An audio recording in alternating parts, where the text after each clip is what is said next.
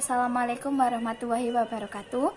Perkenalkan, nama saya Arfika Nurrohmatul Azizah dari Prodi Ekonomi Syariah semester 5. Video ini dibuat guna memenuhi tugas UTS mata kuliah Manajemen Strategi yang diampu oleh Bu Asih Pujiastuti MA.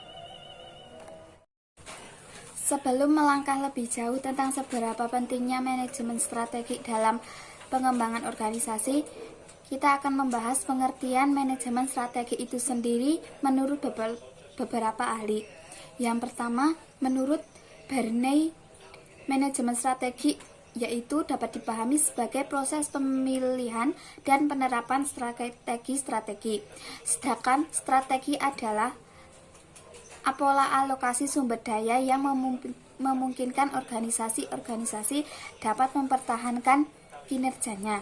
Yang kedua, menurut Grant, strategi juga dapat diartikan sebagai keseluruhan rencana mengenai penggunaan sumber daya alam, sumber daya untuk menciptakan suatu posisi menguntungkan. Dengan kata lain, manajemen strategi terlibat dengan pengembangan dan implementasi strategi dalam kerangka pengembangan keunggulan bersaing. Dan yang ketiga, menurut Michael E. Heath dan R. Duens Ireland dan Robert E. Hollison, manajemen strategi adalah proses untuk membantu organisasi dalam mengidentifikasi apa yang ingin mereka capai dan bagaimana seharusnya mereka mencapai hasil yang bernilai. Dari beberapa pengertian yang sudah saya sebutkan menurut beberapa ahli, dapat didefinisikan fokus manajemen strategi terletak dalam memadukan manajemen, pemasaran, keuangan atau akunting, produksi atau operasi, penelitian dan pengembangan, serta sistem informasi komputer untuk mencapai keberhasilan organisasi. Manajemen strategi dikatakan lebih efektif apabila memberitahu seluruh karyawan mengenai sasaran bisnis, arah bisnis, kemajuan ke arah pencapaian sasaran dan pelanggan, pesaing dan rencana produk kami. Komunikasi merupakan kunci keberhasilan dalam manajemen strategi. Strategi selalu memberikan sebuah keuntungan, sehingga apabila proses manajemen yang dilakukan oleh organisasi gagal, menciptakan keuntungan bagi organisasi lain atau tersebut, maka dapat dikatakan proses manajemen tersebut bukan manajemen strategi. Tujuan perusahaan menerapkan sistem manajemen strategi yaitu seperti memberikan arah pencapaian tujuan organisasi. Bagi perusahaan dalam hal ini, manajer strategi harus mampu menunjukkan kepada semua pihak kemana arah tujuan organisasi atau perusahaan tersebut, karena arah yang jelas akan dapat dijadikan landasan untuk pengendalian dan mengevaluasi keberhasilan. Dengan menggunakan manajemen strategi sebagai suatu kerangka kerja, pemecahan masalah dengan menghasilkan dan mempertimbangkan lebih banyak alternatif yang dibangun dari suatu analisa yang lebih teliti akan lebih menjanjikan suatu hasil yang menguntungkan. Adapun beberapa manfaat yang dapat kita peroleh setelah menerapkan manajemen strategi. Yang pertama, memberikan arah jangka panjang yang akan dituju. Kedua, membantu organisasi beradaptasi pada perubahan-perubahan yang terjadi. Ketiga, membuat suatu organisasi menjadi lebih efektif. Keempat, mengidentifikasikan keunggulan komparatif suatu organisasi dalam lingkungan yang semakin beresiko. Kelima, aktivitas pembuatan strategi akan mempertinggi kemampuan perusahaan untuk mencegah munculnya masalah di masa mendatang.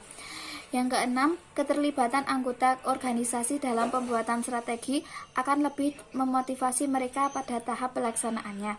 Dan yang terakhir, aktivitas yang tumpang tindih akan dikurangi. Pentingnya manajemen strategi bagi perusahaan. Beberapa alasan utama tentang pentingnya peranan manajemen strategi bagi perusahaan atau organisasi, yaitu yang pertama, memberikan arah jangka panjang yang akan dituju, membantu perusahaan atau organisasi beradaptasi pada perubahan-perubahan yang terjadi. Yang ketiga, membuat suatu perusahaan atau organisasi menjadi lebih aktif. Yang keempat, mengidentifikasi keunggulan komparatif suatu perusahaan atau organisasi dalam lingkungan yang semakin beresiko. Kelima, aktivitas yang tumpang tindih akan dikurangi. Keenam, keengganan untuk berubah dari karyawan lama dapat dikurangi. Yang ketujuh, keterlibatan karyawan dalam perubahan strategi akan lebih memotivasi mereka pada tahap pelaksanaannya. Dan yang terakhir, kegiatan pembuatan strategi akan mempertinggi kemampuan perusahaan atau organisasi tersebut untuk mencegah munculnya masalah di masa yang mendatang. Tahap kegiatan untuk menjalankan strategi adalah sebagai berikut. Yang pertama, perumusan strategi, yaitu proses memilih tindakan utama atau strategi untuk mewujudkan misi organisasi. Yang kedua, perencanaan tindakan, yaitu langkah pertama untuk mengimplementasikan strategi yang telah ditetapkan adalah pembuatan perencanaan strategi. Inti dari apa yang ingin dilakukan pada tahap ini adalah bagaimana membuat rencana pencapaian atau sasaran dan rencana kegiatan atau program dan anggaran yang benar-benar sesuai dengan arahan dan strategi yang telah ditetapkan oleh sebuah perusahaan atau organisasi. Yang ketiga dan yang terakhir, implementasi, yaitu untuk menjamin keberhasilan strategi yang telah berhasil dirumuskan harus diwujudkan dalam tindakan implementasi yang cermat. Strategi dan unsur-unsur organisasi lain harus sesuai. Strategi juga harus tercermati pada rancangan struktur budaya organisasi, kepemimpinan, dan sistem pengelolaan sumber daya manusia. Karena strategi diimplementasikan dalam suatu lingkup yang terus berubah, maka implementasi yang sukses menuntut pengendalian dan evaluasi pelaksanaan, sehingga jika diperlukan dapat dilakukan tindakan-tindakan perbaikan yang tepat. Selain memberikan banyak manfaat, manajemen strategi juga mempunyai beberapa resiko.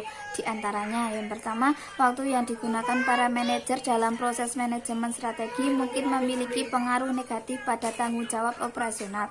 Yang kedua, jika para pembuat strategi tidak dilibatkan secara langsung dalam penerapannya, maka mereka dapat mengelak tanggung jawab pribadi. Yang ketiga, akan timbul kekecewaan dari para bawahan jika manajemen strategi tidak terencana atau tidak tercapai tercapainya tujuan dan harapan mereka. Untuk mengatasi resiko-resiko tersebut, para manajer perlu membuka atau memperkecil timbulnya resiko dengan cara yang pertama, melakukan penjadwalan kewajiban-kewajiban para manajer agar mereka dapat mengalokasikan waktu yang lebih efisien. Yang kedua, membatasi para manajer pada proses perencanaan untuk membuat janji-janji mereka terhadap kinerja yang benar-benar dapat dilaksanakan oleh mereka dan bawahannya. Yang ketiga, yaitu mengantisipasi dan menanggapi keinginan-keinginan bawahan, misalnya seperti usulan atau peningkatan dalam ganjaran. Sekian pemaparan materi dari saya.